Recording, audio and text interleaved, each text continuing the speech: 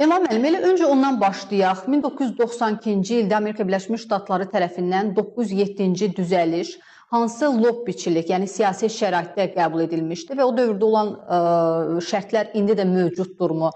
Və yaxud əgər yəni söylənilir ki, həmin vaxt 907-ci düzəliş blokadaya görə qəbul edilmişdi. Təbii ki, söhbət formal blokadadan gedir. Bəs bugün həmin argumentlərin hansı hüquqi dayağı var? Məlum olduğu kimi yanvar ayının 5-də ölkə prezidenti Cənab İlham Əliyev yerli televiziya kanallarına çox geniş, ətraflı bir müsahibə verdi. Və müsahibə zamanı qaldırılan suallardan biri də məsələn Amerika Birləşmiş Ştatlarının 1992-ci il oktyabr ayının 24-də Azərbaycana münasibətdə tətbiq etdiyi 97-ci bu bədnam bu maddə ilə bağlı məsələlər oldu. Və dövlətimizin başçısı bu hadisənin bütün mahiyyətini və fəlsəfəsini açdı, həm 92-ci reallıqları fonunda, həm də bugünkü reallıqlar baxımından.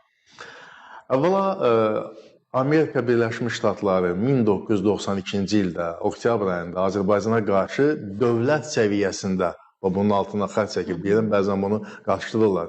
Dövlət səviyyəsində Azərbaycana iqtisadi qadağa aksiyasını həyata keçirərkən onların məntiqi, konqresmenlərin məntiqi nə idi? Və mən bunu məntiqsizlik deyərdim, bu simasızlıq deyərdim. Güya ki, Azərbaycan Ermənistanın blokada vəziyyətində saxlayır. 92-ci il oktyabr reallığına cənab prezident, bax o 5 yanvar müsahibəsində bir daha aydınlıq gətirdi. Vurğuladı ki, həmin vaxtı Şuşa da işğal olunmuşdu, Laçın da işğal olunmuşdu və üstəgəl də biz Ermənistan necə blokada vəziyyətinə saxlaya bilər ki, Ermənistanın həm İranla sərhədləri açıq, Gürcüstanla sərhədləri açıq, eyni zamanda Türkiyə ilə də sərhədlər açıq idi. Türkiyə ilə sərhədlər 93-cü illə bağlanmaya başlandı. Yəni Ermənistan heç bir blokadasından söhbət gedə bilməz və bunu etmək üçün bizim fiziki, coğrafi imkanlarımız yox idi. Çünki ərazimiz işğal altında idi. Yəni çox cəfəng, mənasız bir iddia idi. Yeri gəlmişkən burada haşiyə çıxım, hörmətli Hafiz Məlim Paşayevin, Adı Universiteti rektorunun bir səhifəli manifesti əsərində bu deyilən məqamla bağlı çox maraqlı bir şərh var. Göstərir ki, 93-cü ildə Azərbaycan nümayəndə heyəti Birləşmiş Ştatlarda səfərdə olarkən, 93-cü ildə,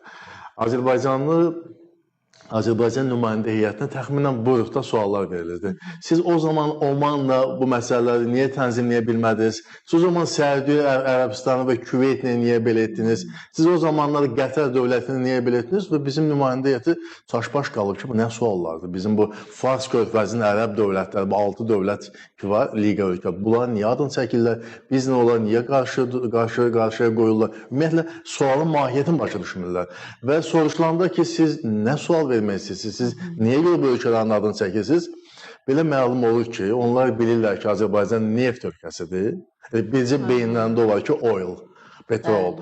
Və bunu əsas götürüb, deməli, həmin o konqresmenlər, senatorlar bizim nümayəndə heyətinə sualları həmin o neft ölkələri, neft kralları ilə bağlı verirlər. Onlara elə gəlirmiş ki, Azərbaycan Fars körfəzi ölkəsidir. Fars körfəzinin ərəb dövlətləri yerləşən coğrafiyada yerləşir. Və onlara izah ediləndə ki, biz Cənubi Qafqaz ölkəsi, bizim dediyiniz regionla heç bir əlaqəmiz yoxdur. Onlar tamamilə başqa-başqa, fiziki baxımdan da başqa-başqa coğrafi regionlardır. Ondan sonra bu absurd suallardan son qoyurlar. Siz təsəvvür edin ki, 93-cü ildə Azərbaycanı Fars körfəzi ölkəsi hesab edənlər, onun xəritədə yerini bilməyənlər 92-ci il Azərbaycana qarşı iqtisadi qadağa aksiyası və ya 907-ci maddəni tətbiq edildi. Nə qədər cəfəng, nə qədər mənasız və Amerikanların öz məntiqi ilə desək, bu ağlasığmaz bir məsələ idi. Yəni bunun heç bir məntiqi izahı yoxdur. Əslində izahı var. Yəni bu erməni lobbisi və diasporunun fəaliyyətidir və Amerikan məntiqi ilə desən, nonsensdir. Belə bir yanaşmadır. Və cənab prezident bütün məsələ aydınlıq gətirdi və qeyd elədi ki, 907-ci maddənin əslində onun başqa bir müəllifi də var. Onu hazırlayan John Kerry olmuşdu. Sonra Amerika Birləşmiş Ştatlarının dövlət katibi də oldu. Ona bəzən Kerry düzəlişi deyirlər. Bax, 907-ci maddənin hazırlanmasında onun müzakirəyə çıxarılmasına ən böyük cəmfəşanlıq eləyənlərdən biri də məhz Joe Biden idi. Joe Biden o şəxs ki, sonralar həm də vitse-prezident və Birləşmiş Ştatların prezidenti oldu. Və Obama-Biden cütlüyü, cənab prezident, bax həmin o televiziya müsahibəsində, televiziya kanalları müsahibəsində bunu bir daha vururlar ki, deməli, Obama-Biden cütlüyü, sonra Bidenin özünün deməli Xarici İşlər Naziri, dövlət katibi ilə o təmasları fonunda Azərbaycana qarşı 907-ci maddənin fəaliyyəti dayandırılıb, 907-ci maddənin fəaliyyəti işlər vəziyyətdə olub.